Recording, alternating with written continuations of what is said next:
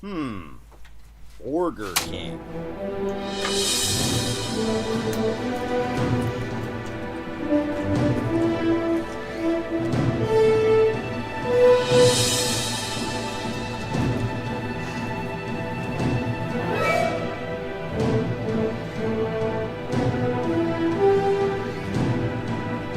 But welcome everybody. Be sure to hit the like button. Be sure to hit the subscribe button. I remember in middle school when you felt self-conscious if you were the last one to go through puberty. That really went topsy-turvy, didn't it? Sometimes the Hasbara, it's too much explaining yourself and it's too apologetic. Be sure to hit the notifications bell. I actually do believe Israel won't just bomb countless civilians. Be sure to tweet this out. Be sure to put this up on your Facebook. You have to be kind to people. Being kind is the guys in this mess in the first place. Put this up on your Reddit. Chile is a country. Be sure to cut and paste a link to this to go into your favorite Facebook chat group. It's good to see so many normal people in here. Now, spanking isn't just my deep, dark personal secret. It's America's deep, dark secret. I've never seen it explained so simply anywhere. Put this on WhatsApp. Put this on Telegram. Put this on your favorite messenger app. Hello and welcome to the Untitled Anarchist Seagull channel. I'm your host, an Untitled Anarchist Seagull called Elise. And, well, it's been another fucking week. Hey, Adam. Hey, Shakespeare. How you both doing? I was seeing earlier this afternoon, the New York Times had broken a whole new, level of just depravity in their reporting on Gaza. They had published the picture of a young child who was starving to death as a result of the deliberate U.S.-Israeli policy of starving all of Gaza to death. And then they published a correction. And the correction said that actually, according to this child's medical records, he had a pre-existing condition. Now, there are a couple of things that are fucked up about that. I mean, first of all, yes, it's true that when you starve people, they're going to, the ones who are already somehow ill are probably going to be the first to die. But here's the other problem. First of all, his mother actually says, no, there was no chronic condition. The only thing that he was diagnosed with at birth was microencephaly, secondary to maternal malnutrition. Maternal malnutrition, which is secondary to the fact that Israel and the U.S. have been starving Gaza since October 2023, and he was born after October 2023. But there's another thing, though, and I haven't noticed a whole lot of people pick up on it, which is this bit where this is supposed to have come. The New York Times says this comes out of his medical records. Well, that's interesting. How the hell did they get their hands on his medical records? I don't think they had parental consent for that. That seems unlikely, especially since his mother specifically denies that their claims about the content of the records is accurate. Which means, okay, how the hell did they get their hands on them? I mean, it's almost certainly not going to have been the hospitals either. Because, first of all, they're in no state to be just responding to random records requests, assuming they can even find the records, given that they've been utterly devastated and that they're under constant attack, and that they're constantly dealing with the constant flow of severely injured and dying people caused by by a genocide that the New York Times has been cheerleading for nearly 2 years now. But even, let's set that aside. Let's say that they actually were in a position. I don't think they would be in the business necessarily of handing out confidential medical records of small children to media outlets from enemy states.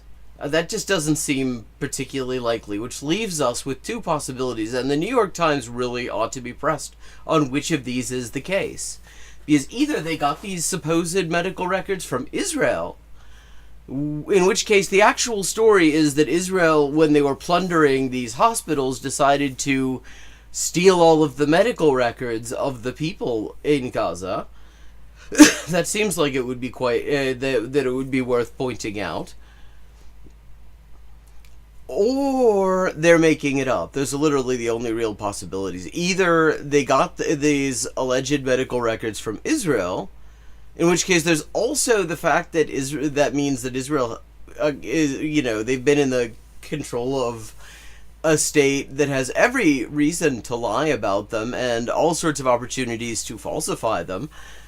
But if they didn't get it from Israel, then, it seems like they're probably making it up. And I think they really ought to just say, which one is it? Did they illegally and just totally criminally obtain these medical records of a murdered child from the people who murdered him? Or did they make the whole thing up in order to try to reduce the culpability of his murderers? I just think that the New York Times needs to be facing questions about that quite insistently. Hello, Adria. So yeah, that was just a thing that came to mind. Let's see, what do we got? Well, there was a conference to try to resuscitate the legitimacy of Zionism in the UN. The UN Two-State Solution Conference.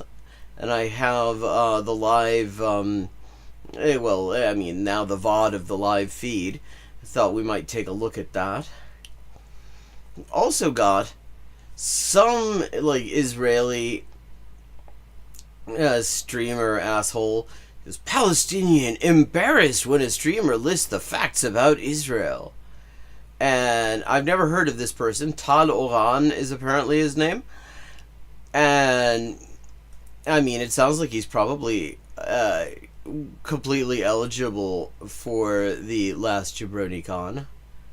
There was also a great video I watched a little bit of earlier from Bridget Empire, who I highly recommend if you aren't watching her already, about this whole meme the Democrats have where they need to find the Joe Rogan of the left, or whatever the hell that even is.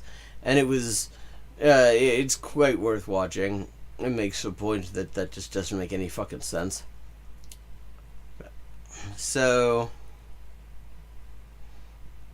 yeah, I just feel like the New York Times really should have to go on the record about exactly how that happened, so that people can respond to that however they see fit. They probably shouldn't have admitted it. Name one Okay.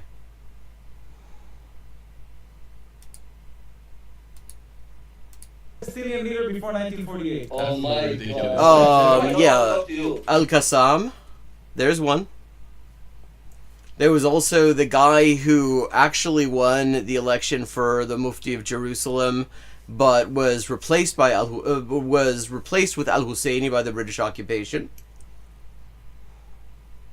Yeah, there is that too. There is obviously that as well, but... what were the borders of Palestine before 1948?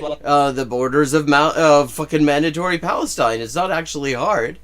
These are not tough questions. Palestine. Really? We were living in peace with Jewish people, Christian, Muslim. Let's take a look at a serious pro-Palestine hater. You hate me because of what reason? Because I say... I know you, I hate you. You hate me because of what reason? Because I say facts and I ruin your narrative? No.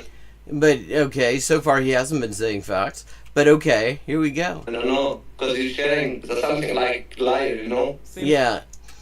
So, the main thing here that's going on is that this guy is using the fact that the Palestinian guy here does not have speaks English as a second language and isn't entirely comfortable with it in order to try to talk over him. That is always a sign that you have a wonderful case to be making. The one thing I said that was a lie. Well, how much time you got? Acting like it's some sort of mystery what the borders of Palestine were before 1948? You could find it on fucking maps.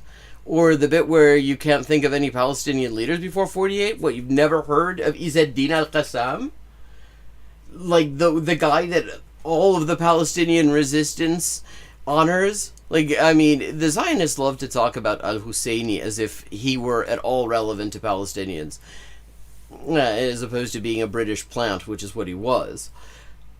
But al-Qassam is the guy that Palestinian resistance organizations love to name their stuff after. Name their groups, name everything after. Even before, you know, Hamas had the Qassam brigades, you find all sorts of things named after al-Qassam, because he is kind of seen as the founder of the Palestinian resistance. So that was in the 1930s. So that's not exactly hard. So, like, this is what you've got. This is what this guy has. Plus calling Palestine, then calling Palestine. Name one Palestinian leader before 1948. Oh my god. Exactly. Yeah, And it's all pathetic. the same with all of these. This is why watching one of Star's videos is so satisfying. By the way, guys, if you haven't already subscribed to his channel, please check out his channel right now. Official Star. Wow, it's so satisfying. It's so satisfying. I don't know who the hell this guy is. I actually was hoping to watch the actual video, but instead it's this jabroni talking about it, so. Let's try.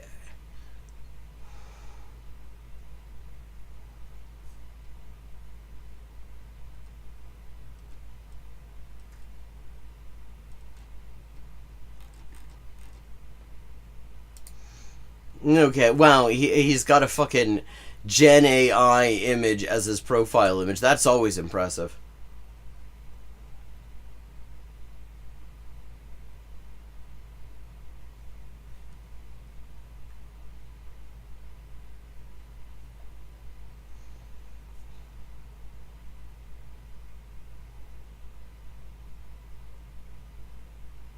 Oh, this guy, he defends Tommy Robinson, the British neo-Nazi. That's always great.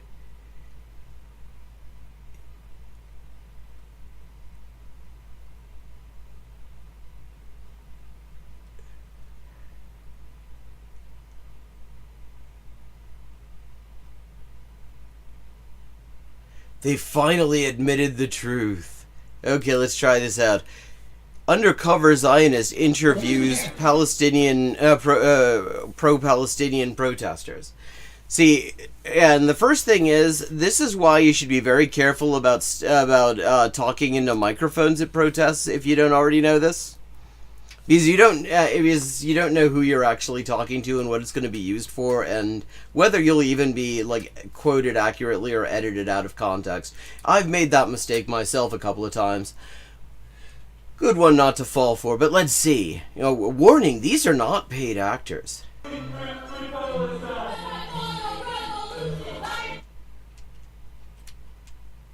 Why are they having a protest inside what looks like somebody's living room?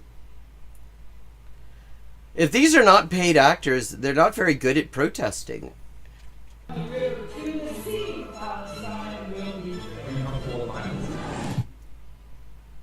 Okay. So what the hell is that already? Hi guys, doing this is Sahar TV, and let's see what happens when you hold auditions for Palestinian activists. Let's take a look.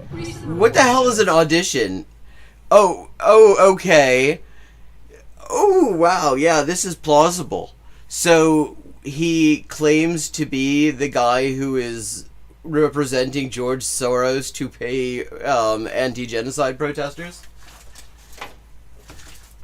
Okay, neat. So, yeah, obviously you're gonna get the most normal people ever at something like that.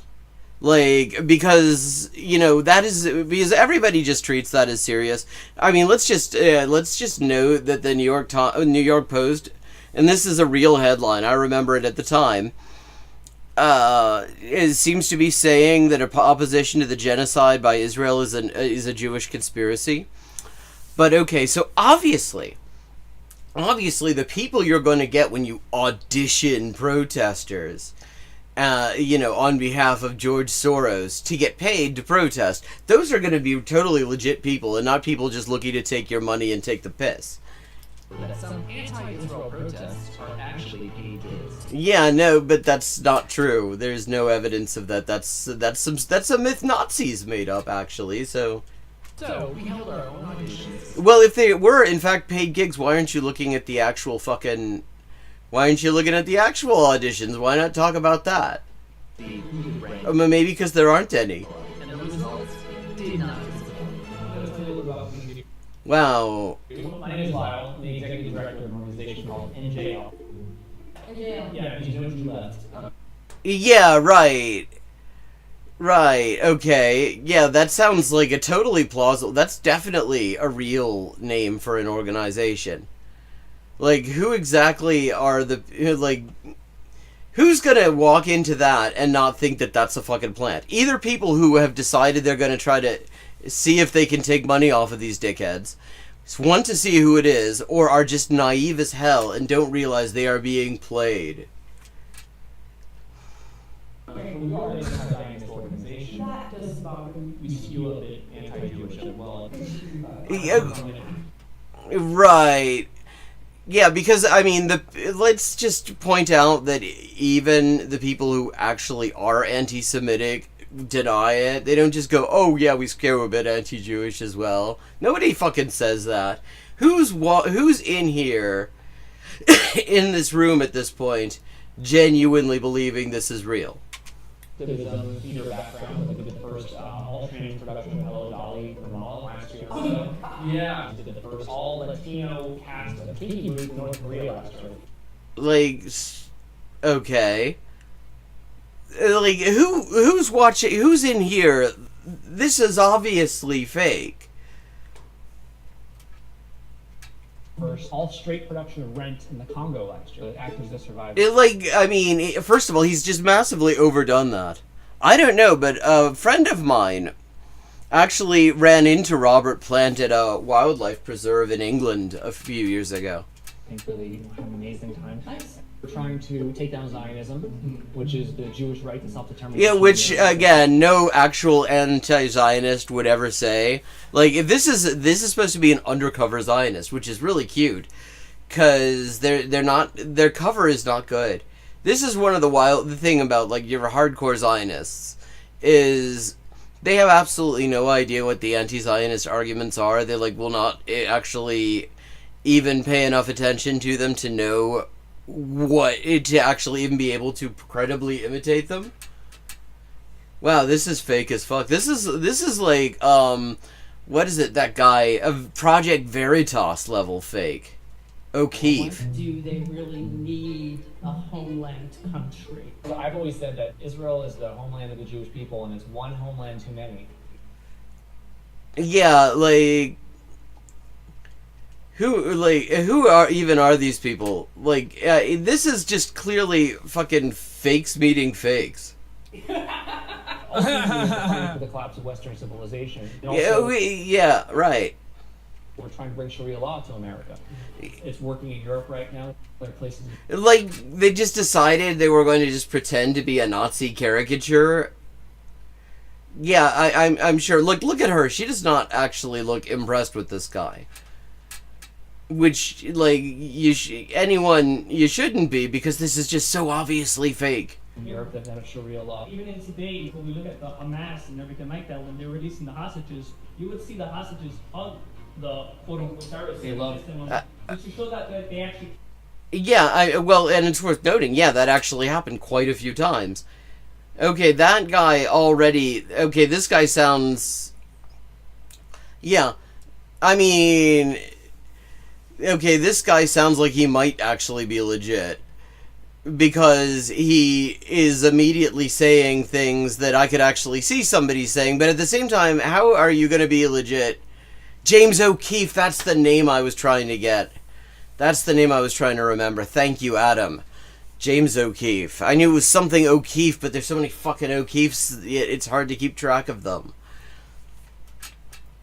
Yeah, it was like a hotel, basically. I mean, yeah, our efforts to eradicate the Zionist entity, and at some point maybe the Jews, but like this. if anyone who's been to a protest knows that this is not how any of this works.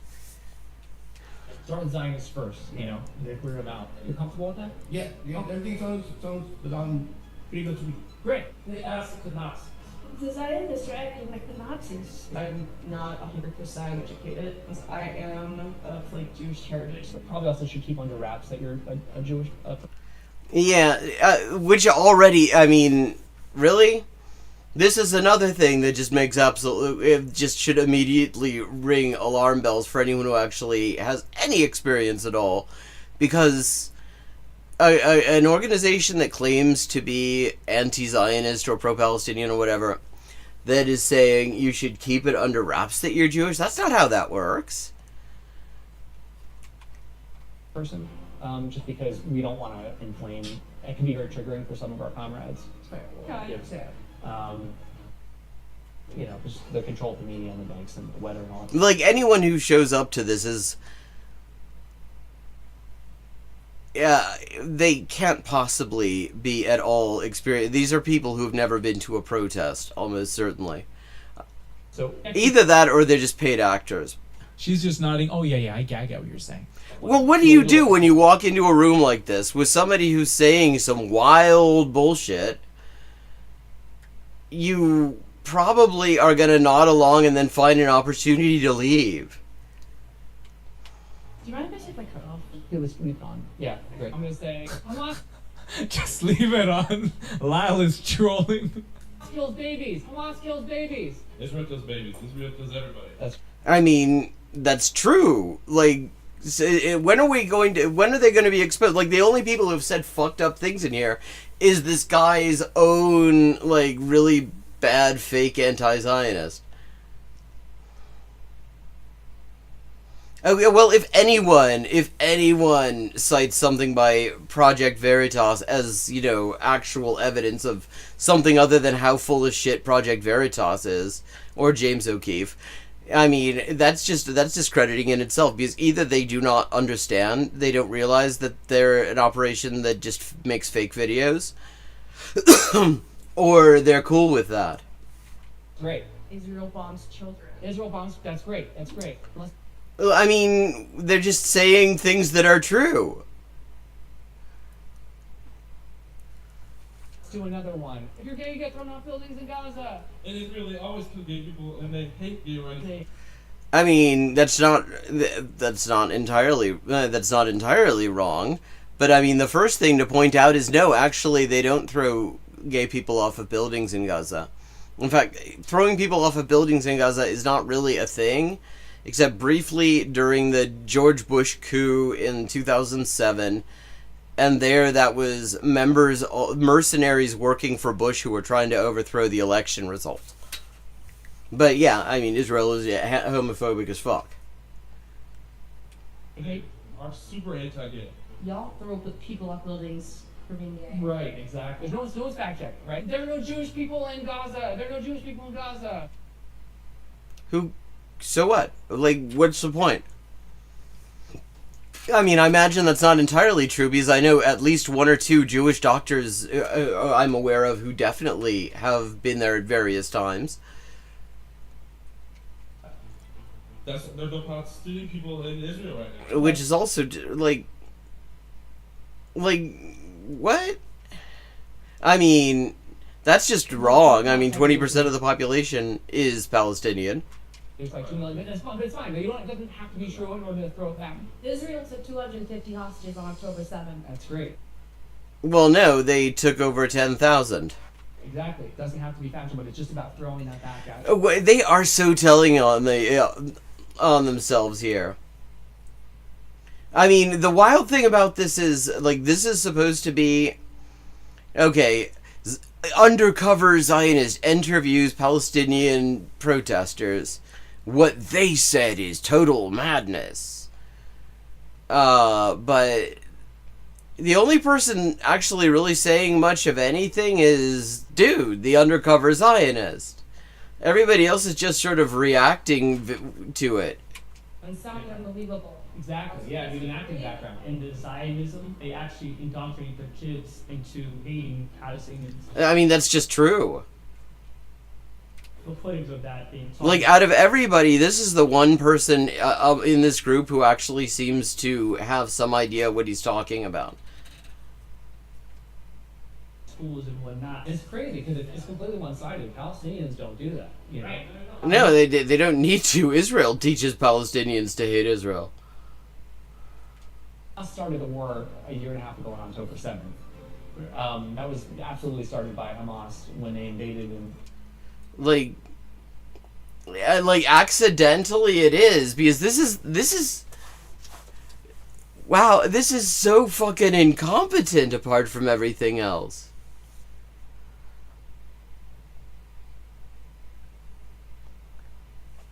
killed 12. Is he trying to cosplay what's his name from the East as a podcast? Because there's something about the combination of the outfit, the hair, the glasses, and the beard that is making me think it's giving the East as a podcast, but I can't remember that guy's name. 100 people. But that's okay. It doesn't fit with our narrative, so Like, see, that, again, this is not... The only people who are going to listen to this for more than a second and not realize this guy is completely fake are just naive or just on the make themselves. we don't have to address it that way. It's all about curbing it so it doesn't seem like the fault is, you know. So if you were armed with that kind of information, would you still be willing to go out there and say But that's not information. It's not even really true. things that are not necessarily true? Is that like a trick question? You're in support of Hamas, right? You understand that what Lyle is doing right now is showing the people coming for the audition. He's trying to tell them the truth, But he isn't, though. He's just lying, and not very well. saying, but nobody has to know that. You keep it on the down low and see how they respond. And for some reason, people still want to participate. Which, well, that's not really clear. Like, this whole thing, we're just getting these clips. They're clearly not in order. It's not clear whether these people are in the room at the same time. I have not been paying attention to the window behind him, but I'm pretty sure it wasn't dark at other times in this video. Yeah, look. Here we go. A couple of seconds ago. That was Look at that. Bright, bright sunshine here. Bright sunshine there. And now the blackout curtains are drawn. Bright sunshine there. Then there it's dark. There it's dark. These are not happening at anywhere near the same time. This is all just being edited. It was so, like... Where's the part where we actually know that they have not actually expressed a willingness to participate? They just haven't, run out of the door. And we don't know that they don't do that. We just know that he isn't showing it. ever talked about is that there is no kid say things that are not necessarily true. Is that like a trick question? You're in support of Hamas, right? Like, did you see that? He just... what Lyle is doing right now is show. Well, I mean, what he's doing right now is... We just went from, sunny early afternoon to dead of night. And wait a second. What's with this? What the hell's with this split screen as well? Because look, he's got blackout curtains behind him. This guy, if you look on the left, he's got blackout curtains behind him. He's in front of a window. This guy is right in front of a window too, and it's open, and it's dark. Isn't that's a bit weird? They're not, clearly, I mean, okay, you see a table here? There's no table visible here. Are these two even in the same fucking room? Showing the people coming for the audition. He's trying to tell them the truth, but saying, but nobody has to know that. You keep it on the down low and see how they respond. And for some reason, people still want to participate, which is effed up. Wow, I mean, okay, now it's dark again.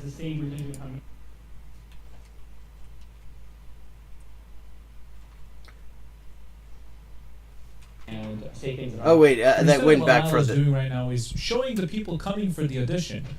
He's trying to tell the truth, but saying, nobody has to know that. You keep it on the down low and see how they respond. And for some reason, people still want to participate, which is effed up. Okay, so watch the background of the people responding now. Because if this is all shot in the same room, and I've seen these blackout curtains a couple of other times in other scenes in here, then they're on opposite ends of the fucking room. Are they even talking to each other?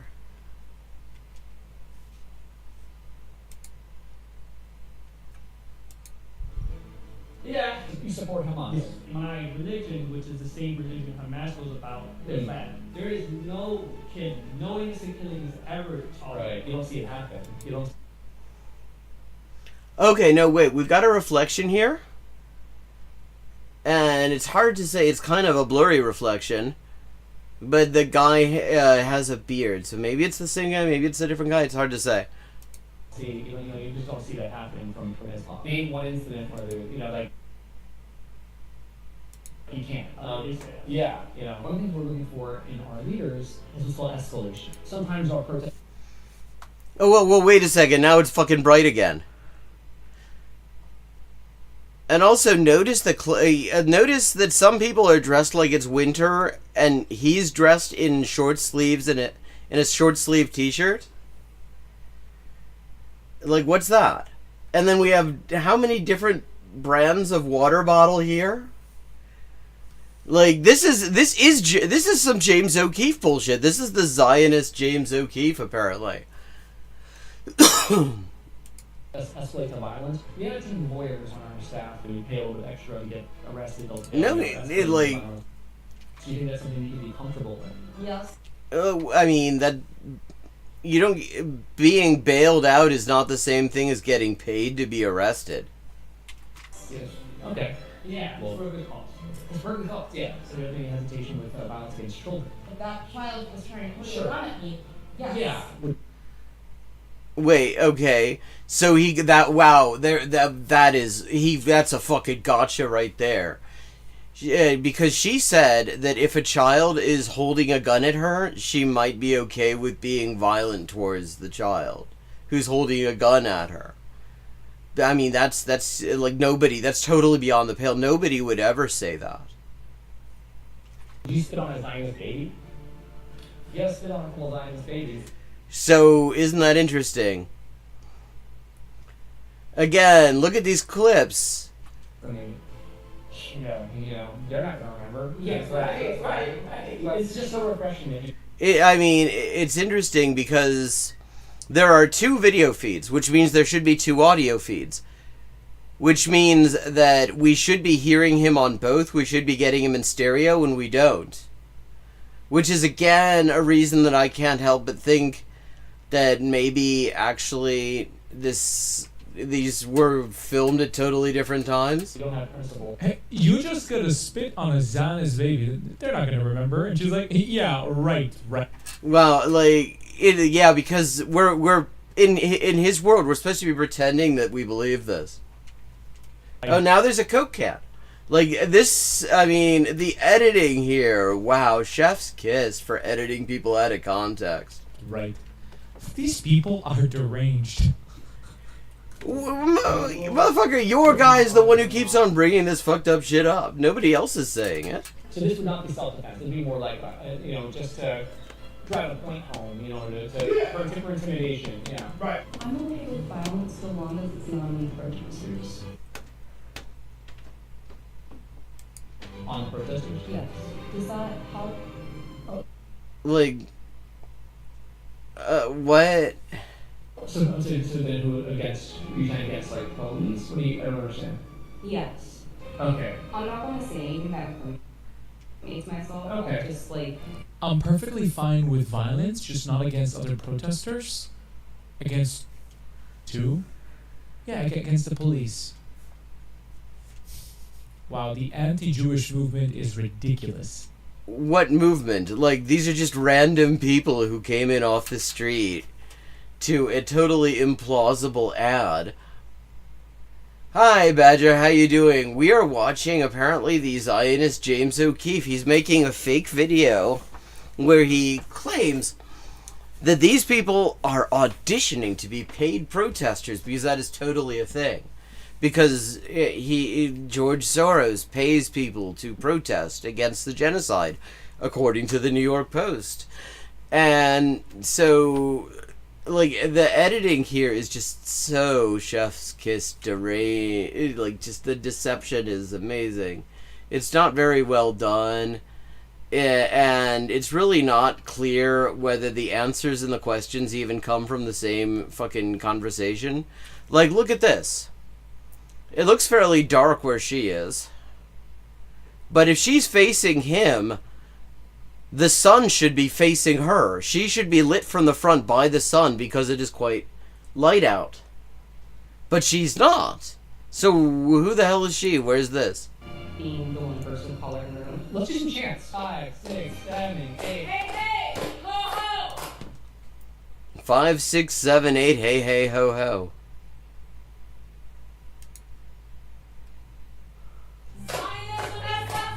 From the river to the sea, Palestine, Palestine will be free. Yes, right. Yeah, like, okay, and again, remember, I was just saying a second ago that these people probably would be not, to the extent that they got anyone who is legit, they would be getting people who are extremely inexperienced and naive, and right on cue, this guy doesn't know the chant. The chant, like possibly the best known fucking chant. Again, guys, whoever claps like this, get out. I don't want to see you. Get out. Who gives a fuck? Like, I don't want to see. I don't want to see people who justify fucking genocide. But I'm giving you a chance to get out. Subscribe. Leave this app. Delete it. Swipe up. Take your phone. Crumble it like this. Toss it. I don't want to see. Wow, I mean, that is the worst thing. Like, when people clap like that. Like, what the fuck is this guy? Don't ever clap like this. You clap like this, guys. Not like this. My God. Anti-Fada revolution. Yeah, again.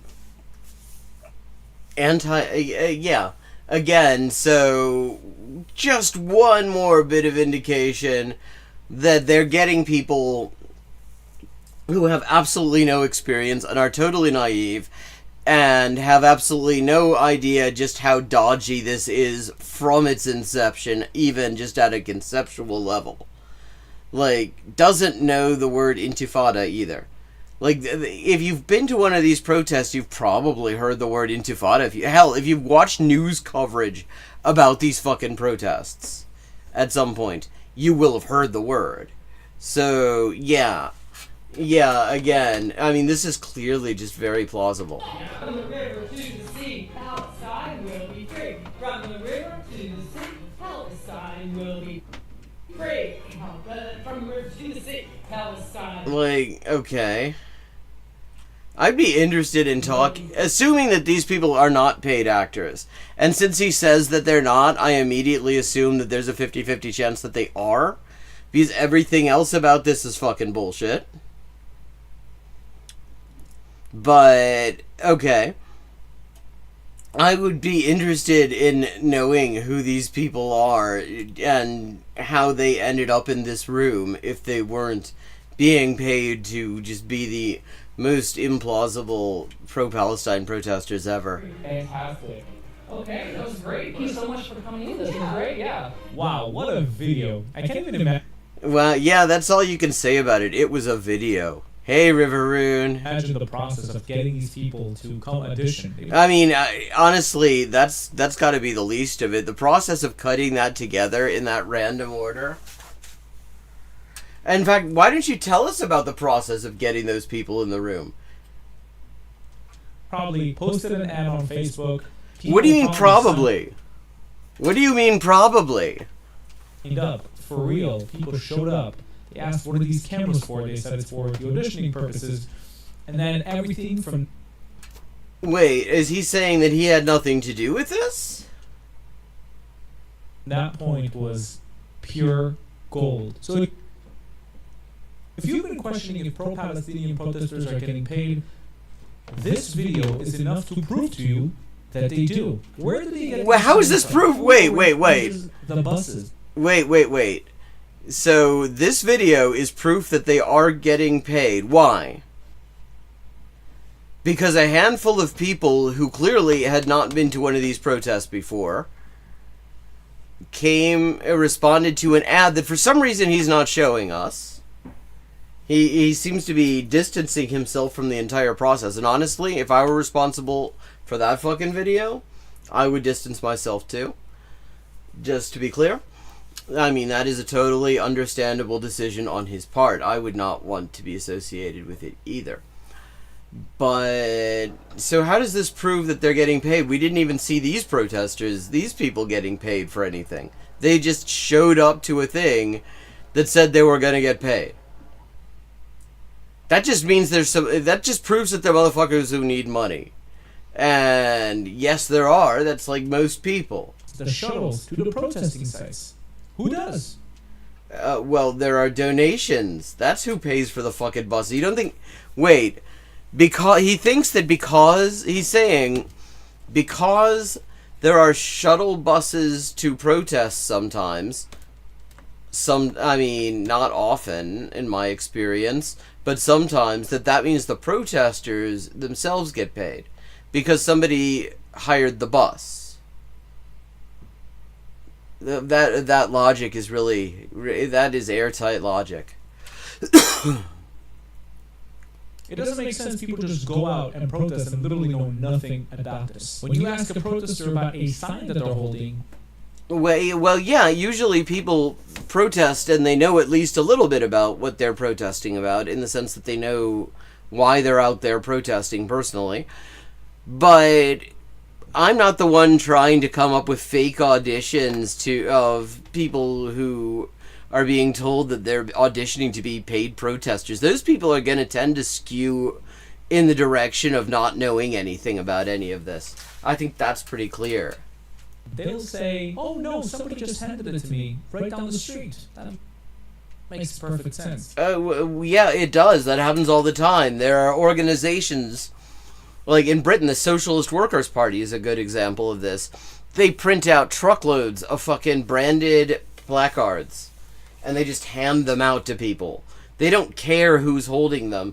They don't care about anything other than that their logo is all over the protest, so it makes it look like it's their protest.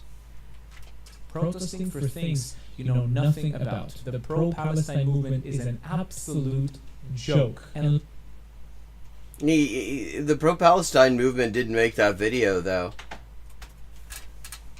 Lyle here brought an incredible video exposing... Yeah, I mean, it is definitely an incredible video. It is literally incredible. It lacks credibility. It is not a credible video. It is incredible. People coming to audition, chanting ridiculous chants. They're being faced with the truth. No, they're not. They're being faced with a fake anti-Zionist motherfucker who looks like he's cosplaying the East as a podcast and who says a bunch of wild bullshit. 100% to blame. We don't need to show that. We can just curve that out, you know? Just curve that out. And they say, yeah, fine, that's fine. It's so ridiculous to see something like that. Yeah, I mean, it would be even more ridiculous if we had raw video and knew that that was actually the exchange that took place, rather than these, like, 30-second or less clips that are clearly from, like, 6 or 7 hours apart during the same day or maybe different days. I can't believe I'm watching these types of videos right now.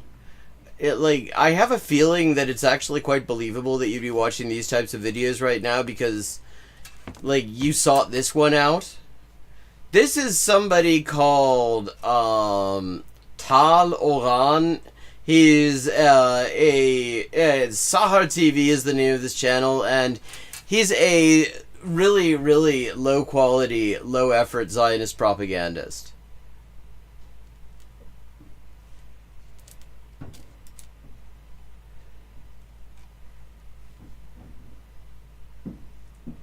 Oh wait, here's the actual. Here's the actual video. Okay. Let's just check. Wait. That video. This is called from. Oh, now I'm kind of curious. What other bullshit there is from Street Smart Shorts. These people have 127 subscribers. Even their video is only 5 minutes long. So they did not. They released a very reduced cut.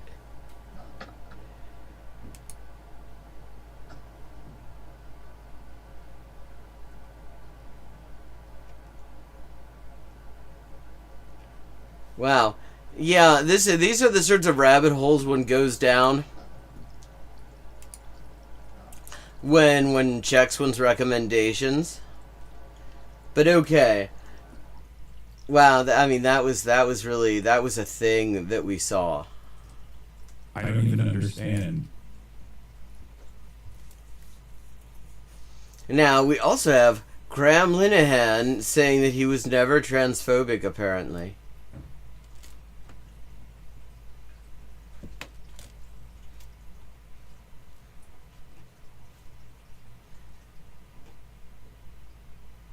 No, the actual video, I think, is exactly what we just saw, because it's only 5 minutes and 22 seconds. So it's basically the video we just saw, minus that dickhead commenting on it. So, whatever it is, there was... I wonder exactly how much footage they had to shoot in order to get those 5 minutes. That aren't even in order.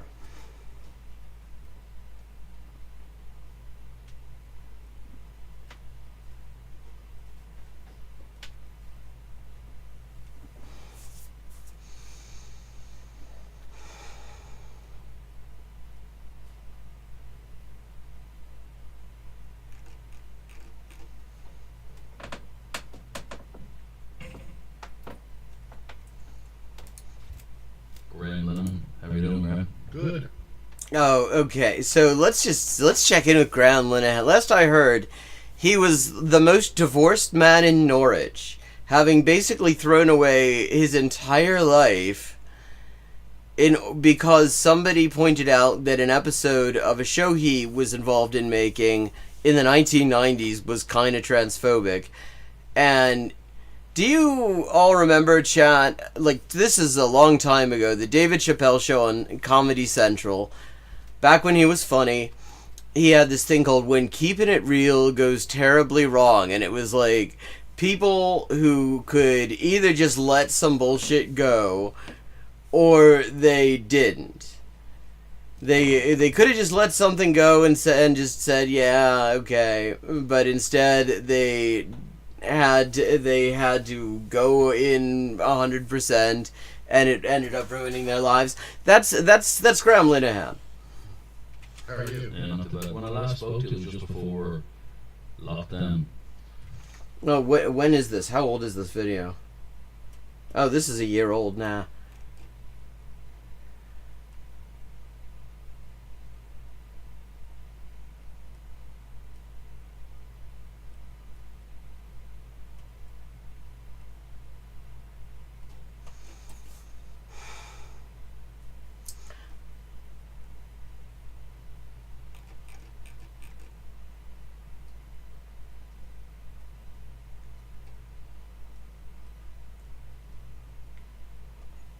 I think we'll check in with Maya Poet, the latest detransition grifter. As somebody described her, the final boss of detransition grifters. She has a video called I Lived as a Man with Hamas and Hasidics. Which, like, okay, I'm sure. I was living multiple layers of double lives. I was there. Really? Wow, like, she's fucking James Bond, apparently. Because I wanted to practice my Arabic. His eyes light up, and he starts talking to me, and he refers to me in the masculine. And so it was from that moment that I realized, oh, my parents want me to study abroad in a non-Western country so that I stop transitioning. But I've just found the perfect place. Okay. To live as a man. What? What did you do? I could be exposed at any moment. I had to sleep in the body. Yeah, in fact, I developed- would imagine any time you opened your mouth, because literally all she did was bind. Issues with breathing, wow. taking deep breaths, because when you're squashing your breasts, Did you encounter people from the whole quiz? So she was not doing it correctly either. Fine movement. oh boy have I. I would say that it has a lot to do with all types of woke indoctrination that we were receiving in the... Wow, we're gonna get into the woke indoctrination. Well, I mean, that's how you know. Here's the thing with detransition. It's actually, first of all, as we know from studies, it's extremely rare. There was a large study, I mean, as large as you can, with a small group of people, of detransitioners just a month or so ago, and it found that virtually nobody detransitions because they've decided they're actually cis. They detransition because they don't like how they're being treated, and then they often will try again later in another place and time. But the smallest group of detransitioners, the most special one, are the ones who detransition and immediately go for right-wing media stardom. And that is where Maya Poet comes in. Maya Poet, who last time we met her, was claiming that she would have been going to the rave on October 7th that wasn't going to be on October 7th until the last minute, except she seemed to be completely unaware of that. Like, her entire story makes absolutely no sense. So here we go. Well, now she's dressing like a junior Tucker Carlson. environment of a college campus. Do they actually throw gay people off of building? Is that true? I actually had a friend I was supposed to be at. That's not an answer. I think he was asking. I don't think he was asking if she had a friend.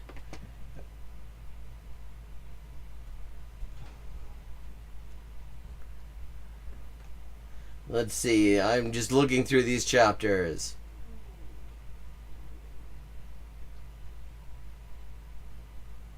Living as a man with Palestinians. Right. So yeah, take us through how things got to that point. Yeah, so it actually started because I was a pro-Palestinian camp. I love how many of these, like, pro-Israel grifters in particular, hello, link spammer, goodbye, link spammer, will claim that they were some sort of, like, anti-Zionist, pro-Palestinian campus activists. And then if you look them up, you find there's zero evidence of this ever happening, and often it's the exact opposite. As activist when I was a young person, because I'd been studying... Yeah, as opposed to how old and grizzled she is now. Arabic since I was 12 in a program funded by the Qataris who house Hamas. Oh, so God. That was the kind of indoctrination that I received from a very Qatar also fucking does joint military exercises with Israel. Young age. Wow, that's like a podcast unto itself. That could be another. Wow, yeah, she went to Arabic classes funded by a government of a country in which there are also people who belong to Hamas living. Holy shit, that could be a podcast. It would be a podcast called Fucking Nothing. Hour of the brainwashing you received at the hands of the Qataris. The brainwashing at the hands of the Qataris. Wow, this is somehow more... This is actually less hinged than the last thing we were watching, and that says something. Oh yeah, it was pretty wild. Like when I think about all of the ideological forces that were just coming at me in my most kind of like what? Are we gonna get an example of this wild Qatari brainwashing? vulnerable, crucial developmental years. I mean, it was just one thing right after the next. But yeah, so I was a pro-Palestinian campus activist as a Jew. Wow. That's so wild that only a lot of Jews do that. How did you deal with that contradiction? I mean, and with the fact that so many other Jews would be right alongside you there. And there were a few of us, a few token Jews on the pro-Palestinian side. Sure. Yeah, right. And the Jewish campus organization saw us, and they kind of realized that maybe they needed to call us in and. I believe she means Hillel, which is a deeply racist pro-Israel organization that also just manages to control pretty much all official Jewish campus life on universities. Ask us what was on our mind in the U.S. And so, I had a discussion with the director of the Hillel on campus. The Jewish it is the one that I thought. Campus organization. And he said, and it was myself and my girlfriend, we were in this meeting, and he looks at me and he's like, look, I can tell that you're very interested in this conflict, and I just don't think you're getting the whole story. Well, I mean, and if there's one place where you could get the whole story, it's from a racist pro-Israel organization. So if you'd like to come along with us to study this conflict in literally in Jerusalem, literally, you can actually... Hillel chapters actually got kicked out of the national organization for wanting to reserve the right to occasionally have pro-Palestinian speakers. Not even, anti-Zionist, just speakers that were not, virulently pro-Israel. Those people are totally going to give you those are the people you go to for the whole story. We'll pay for everything. And I thought, wow, a propaganda junket to Israel. Free trip. So I signed up, I got in, and, from the moment that I landed in Israel, I just saw all of these, Orthodox Jews walking around, and it was at that moment that I realized that, I realized intimately. You can see Orthodox Jews walking around in other places. The need for a Jew. I mean, hell, in Stamford Hill you can see them.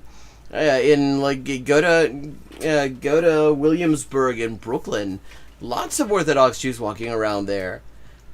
State, because I didn't even realize that there were that many of us still alive. Wait, where the fuck were you living? Most Jews do not live in Israel. Wait, I mean, she's talking about this it's the Dark Crystal, and she's and she runs into one other Gelfling, and is like, wow, I thought I was the last one. What fucking... She's from the U.S. She would not... There's no way that she did not realize that there were, other Jews. I was kind of shocked. And so, after this institute was over, my girlfriend and I had extended our trip, and we decided to do some touring around the West Bank. I mean, what's hilarious about this, she's talking about how learning Arabic from a school that is funded by Qatar is, Qatari brainwashing, but this pro-Israel propaganda junket that is very clearly meant to encourage people to just stay there and colonize Palestine. That there's no brainwashing going on there, of course. It's just an institute. One of your institutes. Time when we were transiting between one city and the next in a shared taxi, and we got off at the wrong stop, which meant that we were in the wrong city entirely. So we got out, my girlfriend and I with our massive suitcases, and back in 2019, when we would have been there, Google Maps had not yet made its appearance in the West Bank, so we had to engage. Oh, so they were in the occupied West Bank. Okay, yes. I mean, doing the if you're gonna colonize, I guess colonize. Engage in this kind of old-fashioned navigation, which requires no technology other than just using your mouth and asking people for directions. So we were wandering around the West Bank with our big suitcases, and we stumble into a coffee shop. And the owner of the coffee shop notices that we're tourists. He becomes super excited, and he welcomes us in. We sit down. He gives us free hot dogs and free coffee. And as we're talking to him, I look around this coffee shop, and I see, everybody around me is a man. And so and that makes sense because most Arab cities are homosocial. Arab culture is very homosocial. Meaning Homosocial, what a word. yeah. Wow, I like that. Okay, they're very Yeah, homosocial, and right. the women are at home or something, right? Well, the women have places that they congregate, and men have other places that they congregate. And Yeah, I mean, you never hear that in any other place other Yeah. than the West Bank. But of course, Try telling them they're a bunch of homosocials. See, that's funny because, you see, he was doing an Orientalism. I don't think they'll like that. it just means sex segregated. Yeah. That's, Well, tell them that when they're chucking you off. Anyway, no, go on. What do you mean tell them that? Like, they're not saying... So my girlfriend and I, we're sitting in this cafe and we see that everybody around us is a man, and so a lot of thoughts are going through my mind at this time. And the coffee shop owner, we have this really interesting conversation. I mean, one of the things is we're assuming here. Okay, so she keeps on acting as if she has fairly advanced Arabic. And that I find very interesting because usually when there is an Arabic speaker who can be thrown into the Zionist propaganda universe, they actually like to that is actually considered a very useful qualification because you can deliver propaganda to Arabic speakers. You never hear her speaking Arabic. I don't know. Maybe something else about her is fake. Talks to us about his family that's in the United States. He really wants to practice his English, and but I wasn't there to help him practice his English. I was there because I wanted to practice my Arabic. Sure. So I told him that I speak a little bit of Arabic. Oh, this was a conversation in English. And his eyes light up, and he starts talking to me, and he refers to me in the masculine. Oh. Like, okay, here's the thing. The Arabic she would have been learning from a Qatari funded school probably would not be the Arabic she would be hearing in the West Bank. Like, I mean, the difference between the regional variations of Arabic, even within Palestine, even sometimes within countries like that, is substantial. Oh. And it was in that moment that I realized that while in the United States, presenting in this way would get me read as a masculine woman, in the Middle East, where they don't have the concept of a butch lesbian. Yeah, but they do in some places. I mean, there are, queer people in the Middle East. They exist. There are LGBT organizations in Palestine, for fuck's sake. I just get read as a young guy. And so it was from that moment that I realized, oh, my parents want me to study abroad in a non-Western country so that I stop transitioning, but I've just found the perfect place to live as a man. Wow, that's mad. That's such an interesting thing. I mean, the social construct we talk about social constructs all the time. Obviously, the sort of trans rights activist side talk about social construct, but this idea we have in our minds of what a woman is, what a man is, what they might look like, it's so interesting to think that in different countries they wouldn't even, because you're right, as soon as I see you, I'm seeing butch lesbian. Non-conforming male or female. How does that translate to the trans rights movement? I decided to skip ahead to a chapter called The Trans Debate in the West, because I'm sure that's going to be lovely. West. Well, I would say that, the dynamics end up being somewhat inverted because in the West, the way you see the trans movement going is that trans activists try to... Trans activists. You always know you got a good faith take coming in when you hear trans people just referred to as trans activists.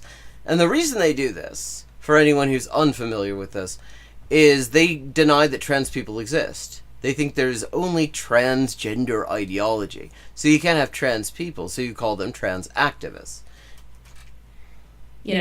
Coerce every institution within society and every individual to disbelieve their eyes and ears. Well, no, just to treat trans people with respect. There are these intricate kind of pronoun-sharing rituals that... There's nothing particularly intricate about it. You ask somebody what their pronouns are, or they tell you. Where's the intricacy? I guess sometimes maybe you have a cup of coffee during? The intricate pronoun sharing Everybody's ritual. now- We all know that one. Where, I mean, you gotta sacrifice the goats in, for some reason, a Hyundai Elantra. And it has to happen in the waning phase of the moon. Preferably on the state line between Kentucky and Indiana on a winter's day. It is a very intricate ritual, this pronoun sharing. Forced to engage in. And, Forced you know, to the point of engage the in. ritual of saying your name and your pronouns, you know, the way that the trans activists frame it is that, you know, you can't tell somebody's gender by looking at them. Yeah, well, because that's exactly true.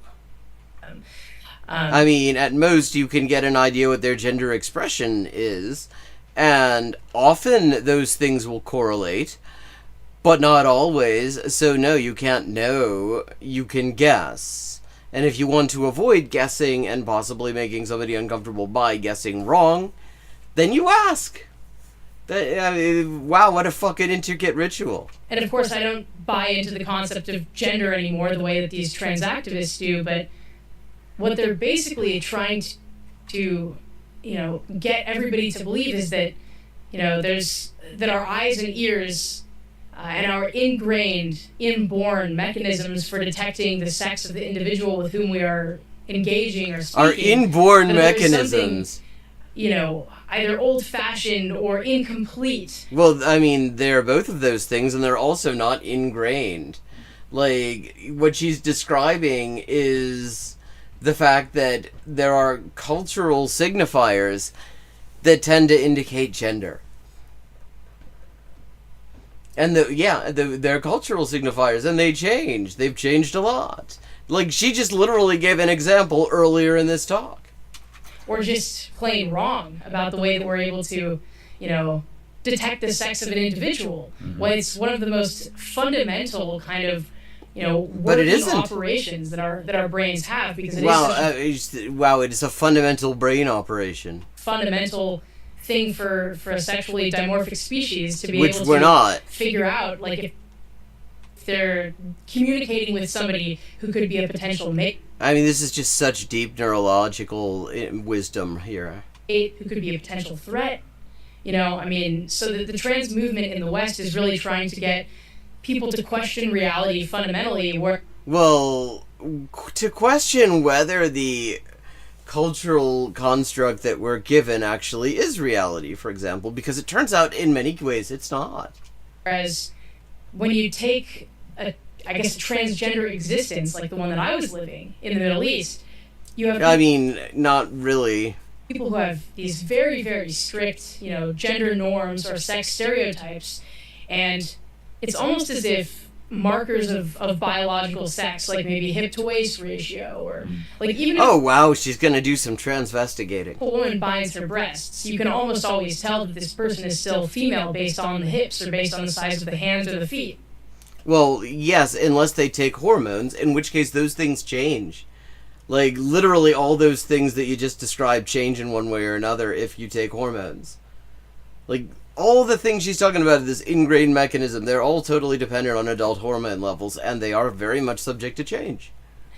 And what I found living over there was that people were much more willing to kind of, you know, instead of looking at kind of biological markers of sex, they were much more attuned to. Oh, I mean, could it be that they just assumed you were... I mean, first of all, let's assume that this is true, that everybody just assumed that she was a man. Well, maybe... Okay, there are a couple of possibilities. One is she ran into people who respect trans people. They exist. You can find them everywhere. I mean, some places you'll find more of them than others, perhaps, but, I mean, you can find people like that everywhere. You can say, somebody might have said, yeah, I mean, I see clearly that, you know... Judging from that look, I wouldn't be surprised if that's what you know, how you feel about yourself, how you understand yourself. So I'm just going to assume that that's the case. Or they could have assumed that you were like a prepubescent boy. You know, the clothes that I was wearing, and if I was wearing like the yarmulke and the black pants and the white shirt and the tzitzit and dressing as an Orthodox Jew, then any possibility of them detecting the fact that I was female seemed to go totally out of the window, because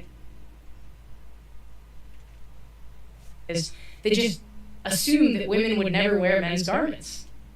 Or like, again, you would find many, like, in Orthodox communities, you would find many boys who dressed like that before their voices changed.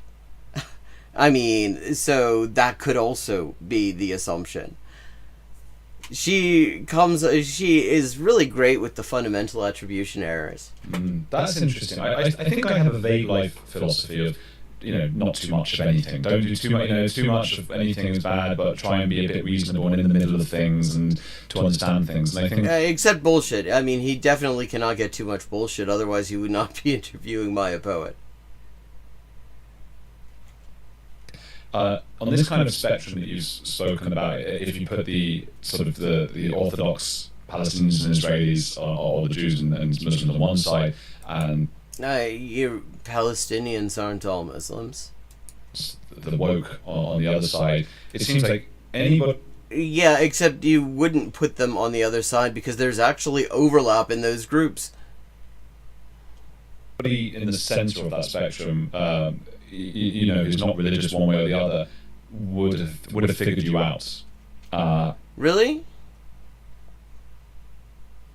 First of all, we're assuming that. He's just assuming that this could not possibly be somebody saying, "Oh, this must be a trans guy. I will respect that." Like, as if that that possibility has not been considered, because obviously, like, fucking the West Bank is just another planet. How would they know that any of this exists? It's not. They only have like their own trans population as well, and television and the internet. And those are the two extremes that were unable to see truth. And it's truth, right? This guy's so moderate that he just assumes that his bullshit is truth. That old Orwellian phrase, something like "the party told you not to not disbelieve your eyes and ears" or something. Feels like there's just. Oh wow! It's so original for a guy like this to be making an Orwell reference. Is religion or some sort of secular religion that's trying to tear apart reality, and the rest of us are trying not to get caught up in it. Does that sort of feel right to you? No, that just sounds like a bunch of fucked up Nazi bullshit. Oh yeah, that absolutely resonates, because in Tel Aviv, I would only pass maybe 70-80% of the time. This is exactly why the term pass for these purposes sucks, because the whole point of the term pass is that you are being perceived as something that you actually aren't, and that is not really the point for like trans people on the whole. It is to be seen as what you actually fucking are. That's not passing, that's just being recognized. Because Tel Aviv is like the gay capital of the Middle East. But if I was in Jerusalem or the West Bank or most other places in Israel, everybody just assumed that I was a young guy. And I even had moments of this really interesting cultural See, she can read their minds. Clash of these sort of, extreme sectors of the society that you've discussed, like the extremely religious Jews and the extremely religious Palestinians. Where I'd be, I would have moments where I would be sitting at a bar with some of my Muslim friends, and they were also living a double life. They were drinking secretly away from their parents, and so they were very, very paranoid about somebody accidentally like snapping a picture and sharing it around, a picture of yeah, because it's worth noting Israel blackmails people with stuff like that. Now, I can't wait to see if she decides to reprise her previous bullshit story about how she was supposed to be at the Nova rave on on October 7th, that when the Nova Rave itself was not supposed to be on October 7th. And I want to see if she tells the same story this time. Weird experience to go through, especially kind of having to recover from the process of transition and also having to recover from the process of living through multiple wars, including October 7th, and dealing with the psychological aftermath of dealing with all the friends I've lost from that. And like, I mean, I was supposed to be at one of the festivals that got raided by Hamas. But what do you mean one of the festivals? There was literally only one. Well, what is she one of the festivals? There was literally one. Our sober driver just kind of like dropped out last minute because he was really annoyed with us. Last minute being what day though? Because that festival was supposed to happen on the 5th and 6th. He was like, guys, I need a beer just to deal with you people. I'm not going to be your sober driver. Right. So that's what saved us from... I mean, I feel for the designated driver. If I was having to deal with her, I would also want all of the beers. It's not going to be anyone to drive you home when you were drunk. To drive us there and to drive us back. Because it was on Shabbat, so there was no public transportation. No, but it wasn't on Shabbat. It wasn't supposed to be. It was on, well, no, wait, it was actually, no, because it started on Friday, so, yeah, a Sunday on Friday, that would be Shabbat, okay, but, yeah, she is acting as if it was planned for the 7th, and if she was actually planning to go to it, she would have known it was not. Okay, that was one of the most horrific nights, in history, in recent history. What do you mean nights? It was 6:30 in the morning. The Palestinian offensive started at 6:30 a.m. sharp. Years or so. You were supposed to be there, so you lost friends. Yeah. That's terrible. How did the news come through to you? Now, keep in mind, there is a list of all of the people who were found dead on the 7th of October. So there is a comprehensive published list. You can go to Haaretz and you can find the whole thing. You can look up names. On October 6th, I was doing like a peace event with Jewish and Arab children, and it was so optimistic. And oh right, this fake thing. It was Bedouin children a minute ago, the last time, and supposedly it was in the occupied West Bank. Like, because at the end of the event, like, the kids had just picked up a few words in Arabic or Hebrew, and they didn't need a common language to communicate, and I was, like, so optimistic about the prospect of peace. Like, I mean, I made a bunch of posts on social media saying, guys, like, we can't trust the leaders in this region, we certainly can't trust the terrorist groups in this region, or any of the weapons manufacturers. Like, okay, so she had plans for the 6th. The 6th was supposed to be the last day of the festival.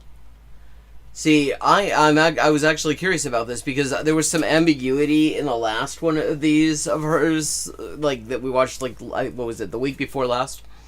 And I was kind of curious because it wasn't clear whether she was saying she had plans for the 6th and the 5th, which is when the festival was actually supposed to happen, or whether she was saying she specifically had planned from the start to go on the 7th when there was not supposed to be a festival. Actors that have their grubby little hands messed up in this conflict.